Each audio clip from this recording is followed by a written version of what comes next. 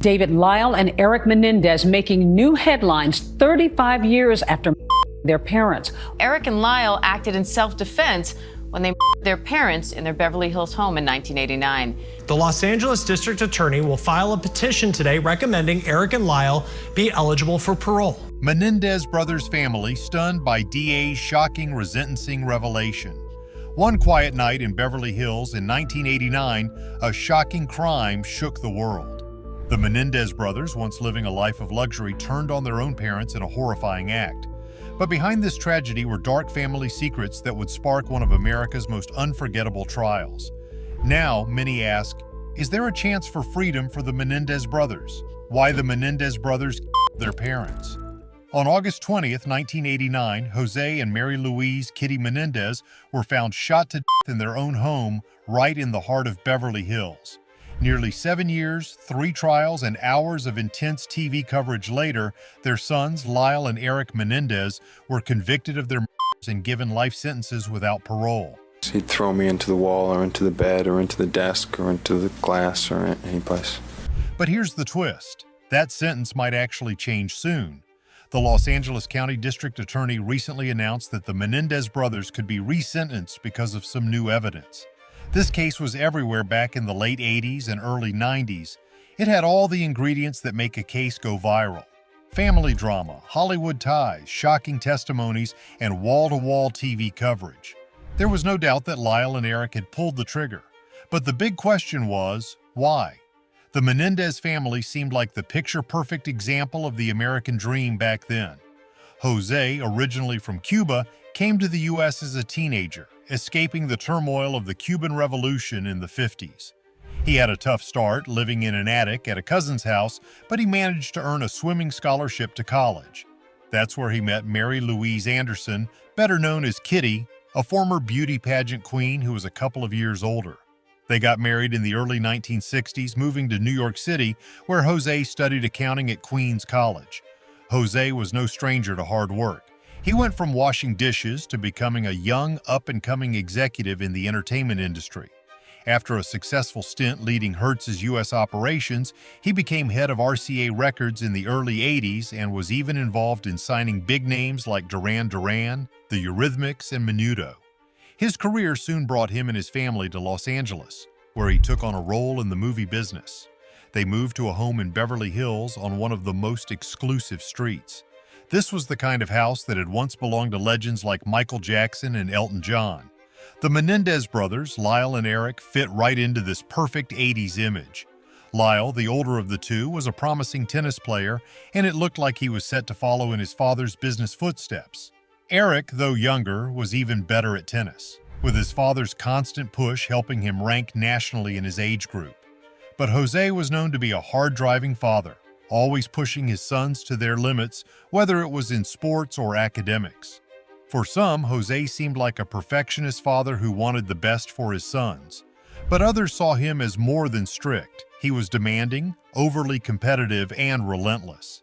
He reportedly kept a firm grip on every aspect of Eric and Lyle's lives. Sons should do what the fathers say, and then they grow up and they become like the father. One former swim coach even told the Los Angeles Times in 1990 that Jose's intense, overbearing nature actually hurt Eric's confidence. Everything Eric did never seemed good enough in his father's eyes. When the family moved to California, Eric's teenage rebellion took a sharp turn. In 1988, he got involved in a series of burglaries, which could have landed him in serious trouble. He avoided jail, though, by going to court-ordered therapy with Dr. Jerome Oziel. At the same time, Lyle was attending Princeton University, but was temporarily suspended for plagiarism, a warning sign that things might be falling apart. So what happened that led these two sons, with all the privileges and opportunities, to take such a dark and drastic step against their own parents? Well, that's where things get complicated. During the trials, Lyle and Eric shared shocking stories about life at home. They painted a picture of a family life that, while glamorous on the outside, was full of pain and secrets. According to the brothers, their father, Jose, was abusive, both physically and emotionally. They said their mother, Kitty, knew but didn't stop it. It was a revelation that changed how people saw the family and complicated the case. These allegations of abuse became a crucial part of the defense strategy. The brothers' attorneys argued that years of trauma had driven Lyle and Eric to kill their parents. They described Jose as a man who demanded total control and would do anything to keep his family in line. The brothers claimed they feared for their lives and felt they had no other way out. This defense divided public opinion. Some people believed the brothers' story, saying that their actions, while horrifying, might have been the desperate escape of two young men trapped in an abusive household. Others saw it differently, saying that the abuse defense was a tactic to avoid responsibility, painting the brothers as cold and calculating, motivated more by their parents' money than any real trauma.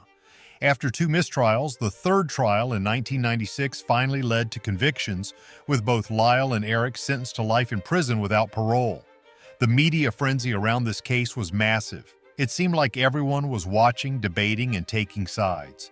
To this day, the Menendez case remains one of the most talked about family crime cases in America. But now, decades later, things might change. New evidence has come to light that could mean the brothers will be resentenced. It's a shocking turn for a case that seemed closed for years. As people revisit the details of this crime and re-examine the brothers' motives, the Menendez story continues to stir up questions about family, abuse, privilege, and justice. But what's next? Is there going to be a resentence? A gruesome crime scene. On August 20th, 1989, in the upscale neighborhood of Beverly Hills, Jose and Mary Louise "Kitty" Menendez were found brutally murdered in their own home. Nearly 7 years and 3 heavily televised trials later, their sons, Lyle and Eric Menendez, were found guilty of their murders and sentenced to life in prison without the possibility of parole. But now, decades after the shocking case closed, the Los Angeles County District Attorney has announced that new evidence could change everything for the Menendez brothers, who may soon be resentenced. Back then, this case was a media sensation. The combination of family betrayal, Hollywood ties, emotional courtroom trials, and the emerging power of cable news kept the public hooked. It was clear Lyle and Eric had committed the crime, no one disputed that. But as details unfolded, people were left wondering why. Friends and family later described Jose as a man obsessed with success. One of Eric's former swim coaches even said that Jose's controlling ways did more harm than good, often leaving Eric feeling like nothing he did was ever good enough for his father. I didn't want to do it. Did it frighten you? Yes. Jose's intensity started to wear on his sons, especially Eric, who began acting out. Shortly after the family moved to California, Eric became involved in a series of burglaries, leading to court-ordered therapy with Dr. Jerome Oziel to avoid jail time.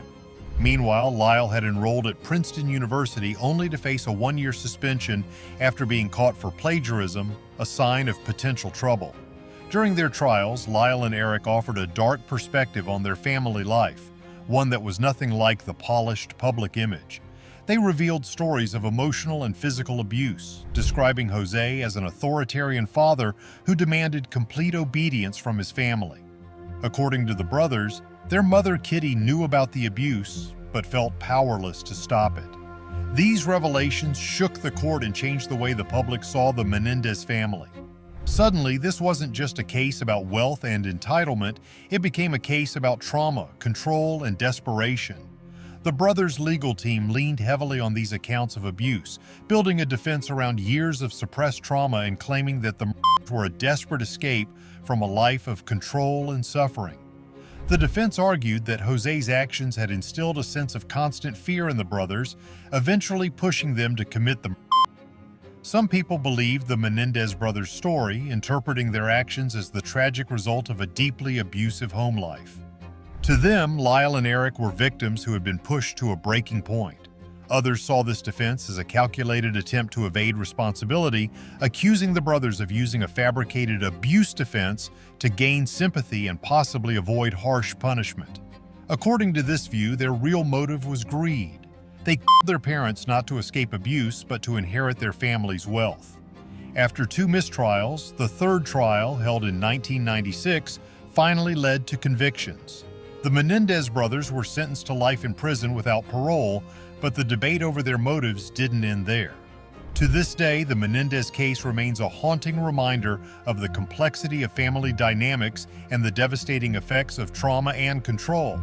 They're on trial, but do they show any guilt? Not a chance. The public watches in horror. Are they seriously trying to play the victim here? Where's the damn remorse? Instead, it's just cold excuses and finger-pointing. Are they really this shameless? A rare interview from the prison. 27 years later, in a rare prison interview, Lyle Menendez sat down to talk about what happened. He said, "I'm the kid that did kill his parents, and nothing can ever change that." For him, it's still hard to believe, even after all these years, that he and his brother Eric could go so far as to take their parents' lives. It feels, he said, like a nightmare that doesn't seem real, as if it's something he watched in a movie instead of something he lived.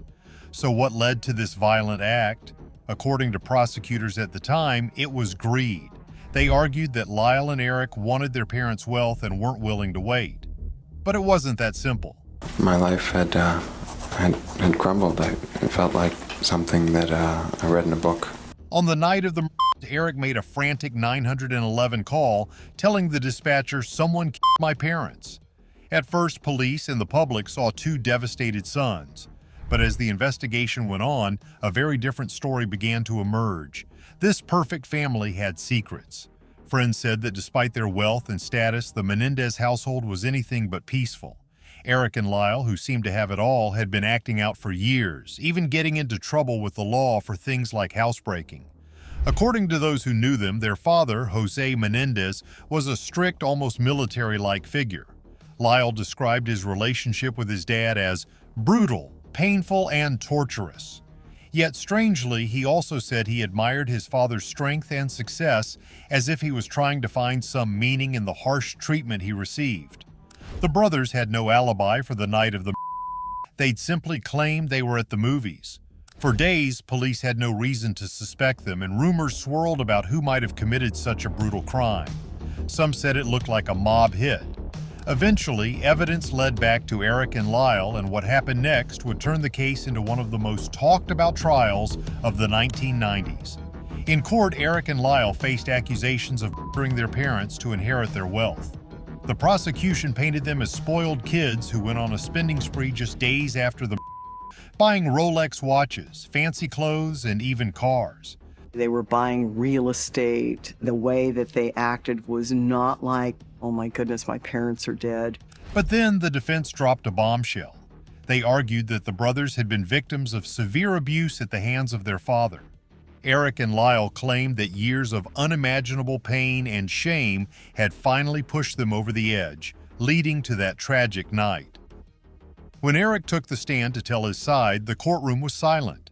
He revealed that starting from a young age, his father had molested him. Eric described in heartbreaking detail how his father had abused him, explaining that he had kept it a secret because he was scared and ashamed. Lyle, too, talked about the abuse he'd experienced, and he even admitted that he'd acted out some of this pain on Eric when they were young. These disturbing confessions changed the whole tone of the trial, leaving many to question everything they thought they knew about the case. Their confessions left an impact on everyone in that courtroom. Some reporters recalled how powerful the brothers' words were, saying they could feel the pain in Eric and Lyle's voices. According to some who were there, the details were so specific, so real, that it was hard not to believe them. They seemed less like heartless and more like broken victims finally speaking their truth. Despite the shocking details about the abuse, the jury couldn't reach a verdict in the first trial, leaving it deadlocked. By the time the brothers went to trial a second time, the media frenzy had down, and fewer details about the abuse were allowed in court. This time, Eric didn't even take the stand. The jury found both brothers guilty of first-degree, sentencing them to life in prison without the possibility of parole. Since then, Eric and Lyle have lived behind bars, separated by the prison system, but still able to keep in touch. In their years in prison, both have found companionship, even getting married. Some people still believe they're dangerous who deserve to be locked away, while others think they were trapped in a terrible situation and did what they felt they had to do to survive. So were Eric and Lyle Menendez victims of unbearable abuse, pushed to the brink, or were they just entitled kids who didn't want to wait for their inheritance? The Menendez brothers' story leaves people divided, with each person seeing the case through their own lens, some as a tragedy of greed, others as one of unimaginable suffering. To this day, the Menendez brothers live with the weight of their actions, and their case still haunts anyone who remembers it. Every so often, the world revisits their story, still wondering if we ever really got to the bottom of what happened inside that Beverly Hills mansion so many years ago. But now, decades later, new evidence might be enough to revisit the brothers' sentences.